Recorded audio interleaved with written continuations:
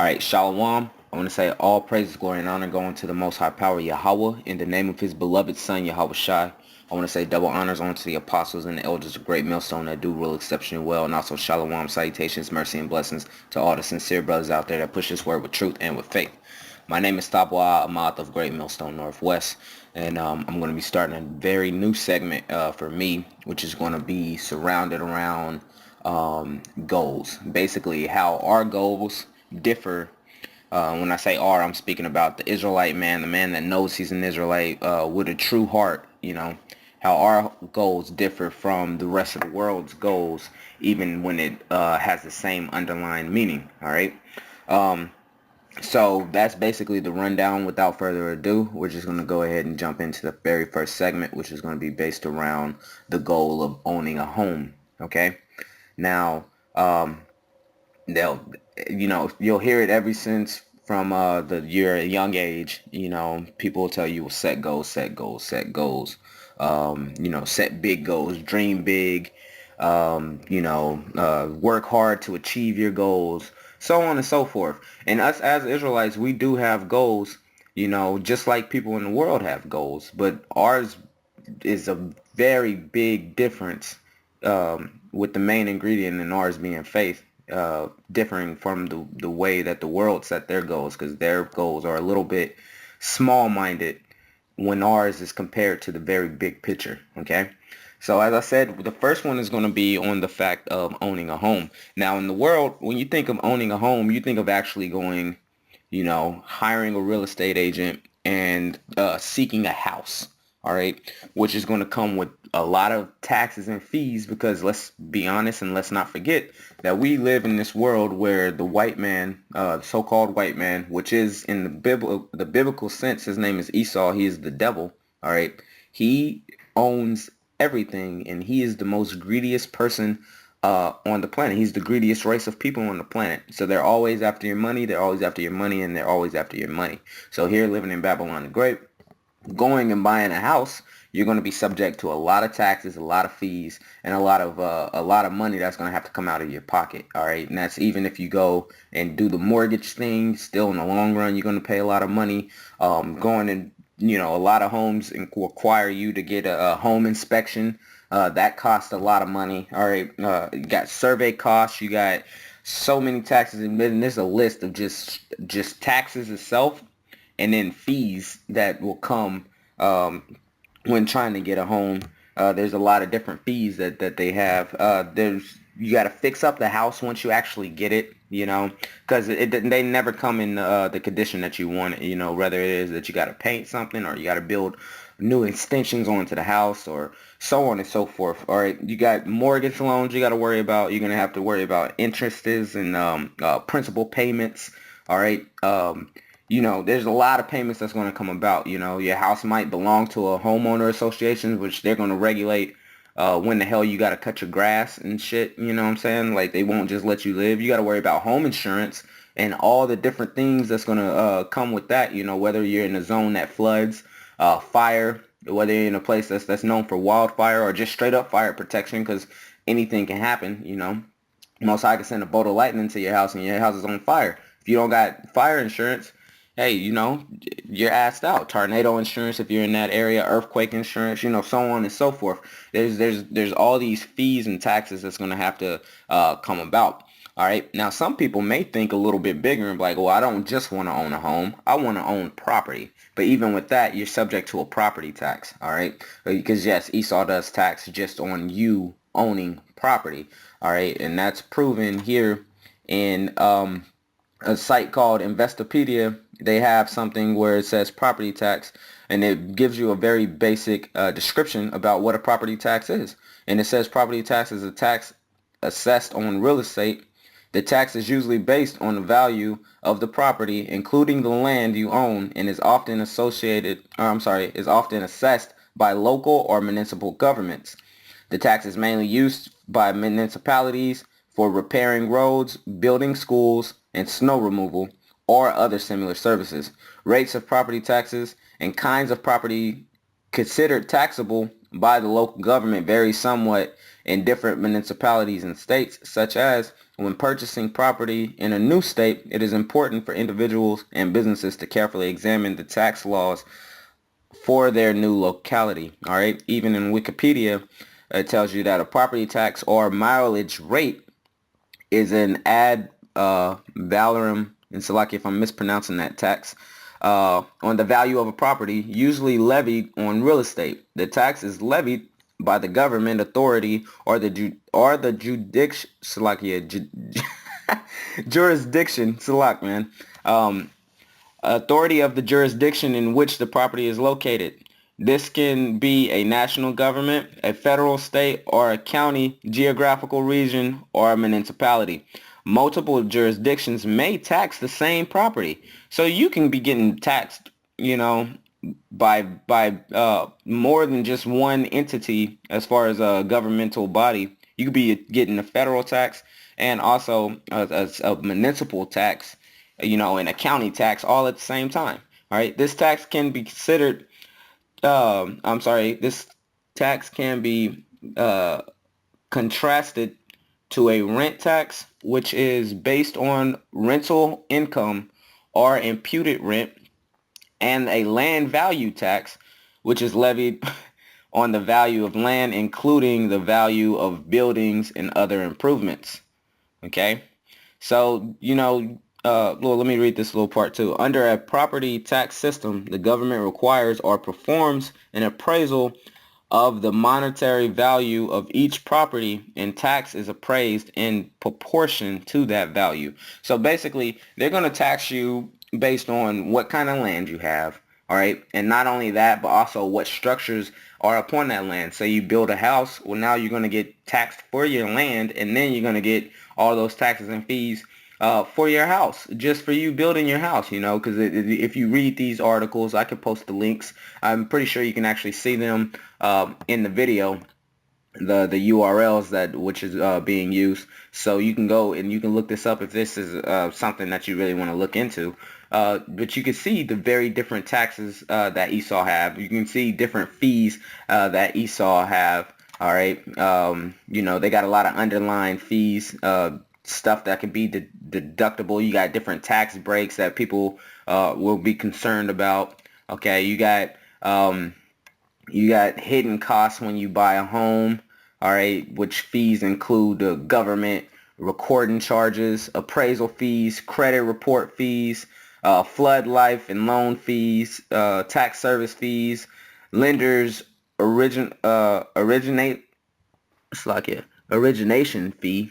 Okay, they got very different fees that you're going to be subject to. Okay, hidden fees and so on and so forth. Signing contracts. We know that Esau's a devil, and we know that according to Isaiah, the 10th chapter, specifically the first verse, it says, "Woe unto them that decree unrighteous decrees." And guess what? The Esau, the Edomite, he is full of decreeing unrighteous decrees.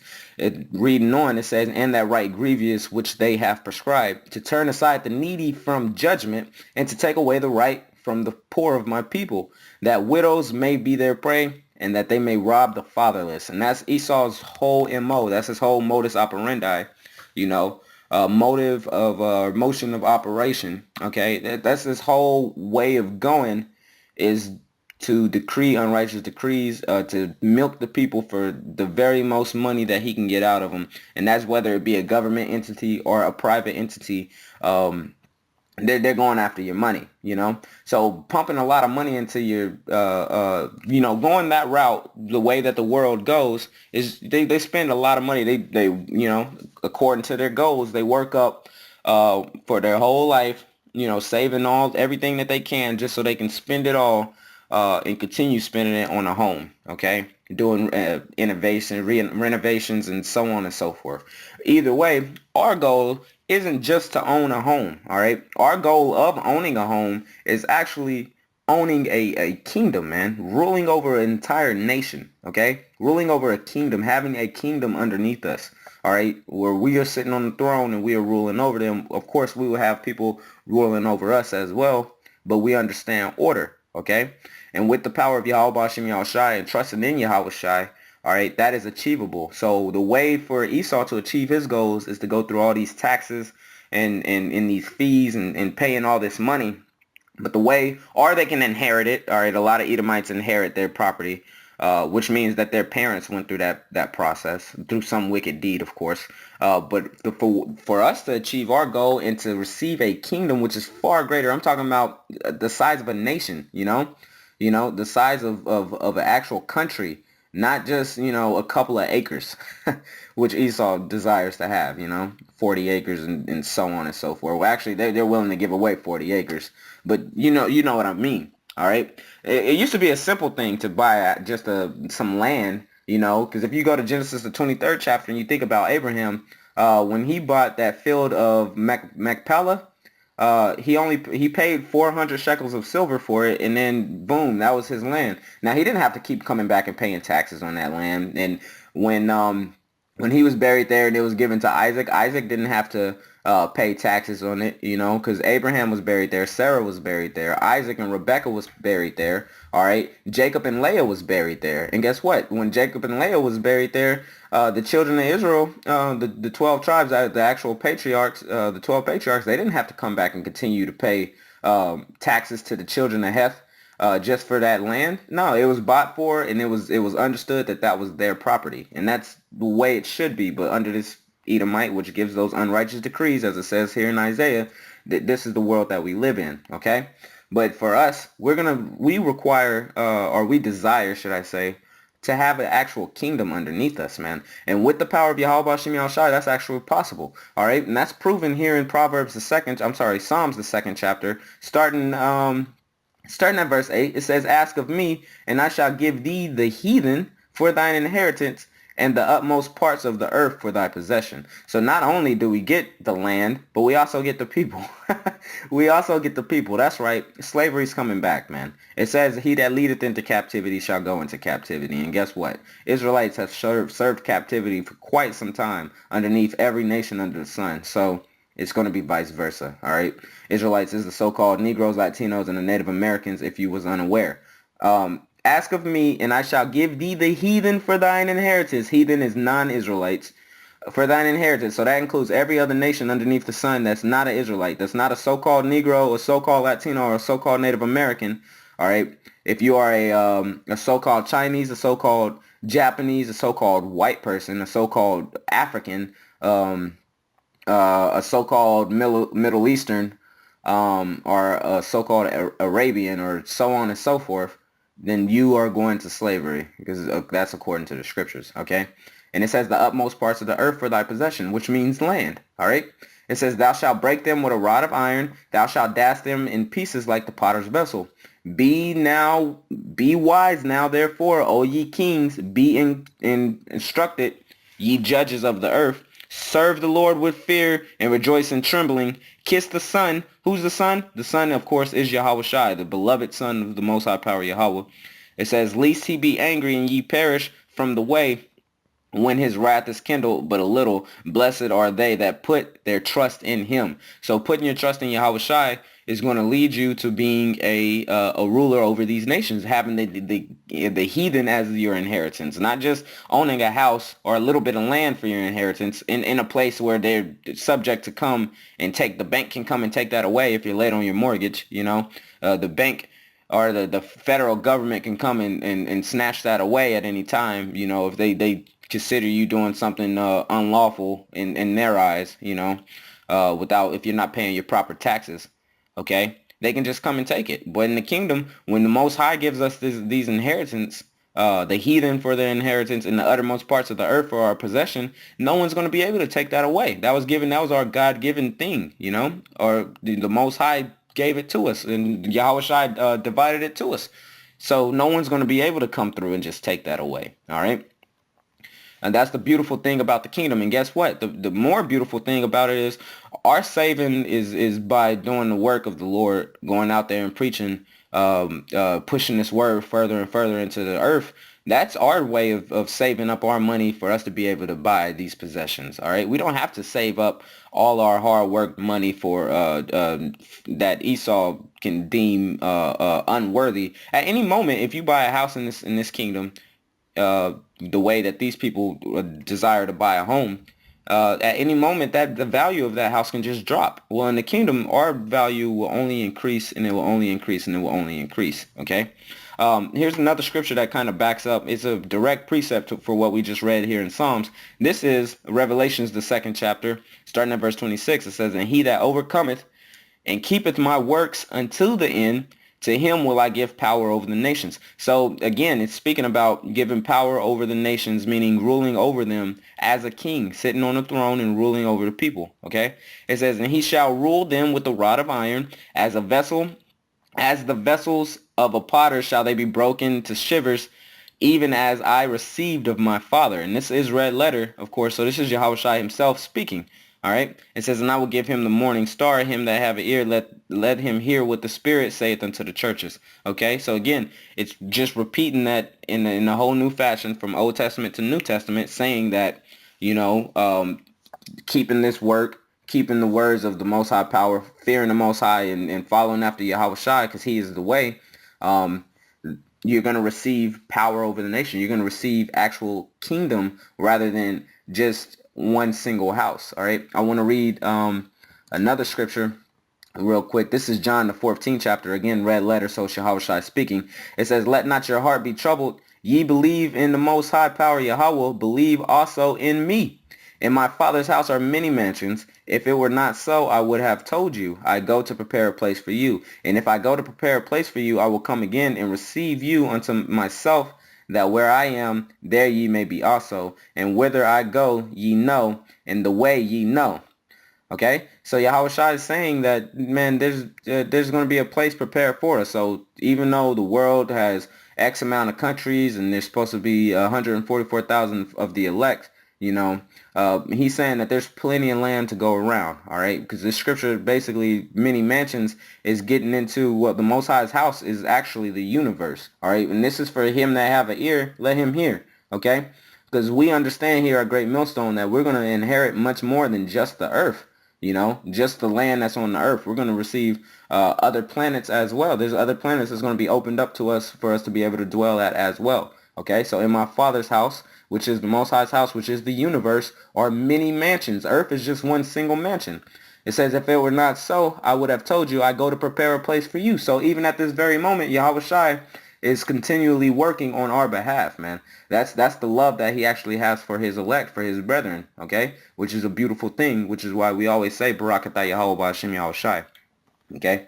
It says, verse 5, "Thomas saith unto him, Lord, we know not whither thou goest, and how can we know the way? And Yahushua said unto him, I am the way, the truth, and the life. No man cometh unto the Father but by me." So you can only go unto the Father, the Heavenly Father, by going through Yahweh Shai, man.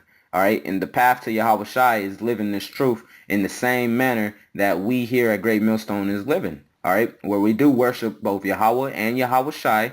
Okay. We give all the praise and the glory unto them. All right. And we give high reverence unto our elders that show us this way, that are examples here on earth at this very moment, to follow after that same path.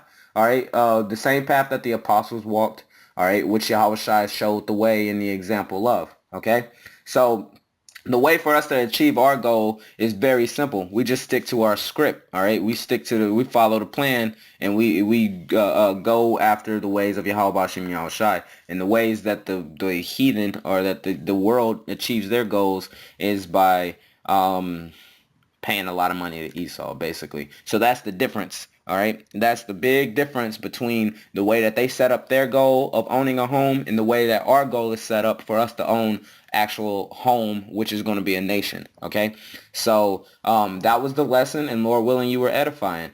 Tune in next time when I focus on a different goal that was set on between the world and for us.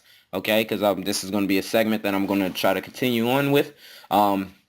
So again, I'm giving all praises and glory and honor unto the Most High Power, Yahweh Ba'ashem Yahweh Shai. I want to say double honors unto the apostles and the elders of Great Millstone that do real exceptionally well. And I want to say shalom, salutations, mercy, and blessings to all you sincere brothers out there pushing this word with truth and with faith. And until next time, brethren, shalom.